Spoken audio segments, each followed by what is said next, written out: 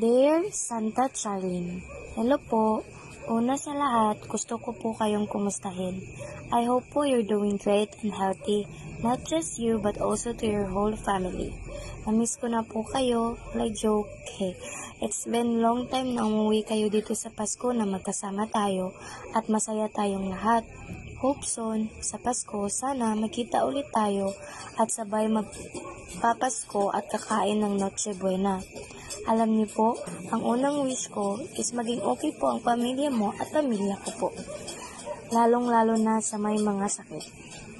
May wish is sana po may kunting maibigay sa magulang ko ngayong Pasko para maging masaya din po sila. Makita ko lang po silang masaya sa maibibigay ko sa kanila solve na Pasko ko at maging masaya sa araw ng Pasko. Kasi po, kulang po talaga kung ako lang po lahat ang magbibigay. Let's enjoy the Christmas together, Auntie Charlene, Santa. Thank you and God bless.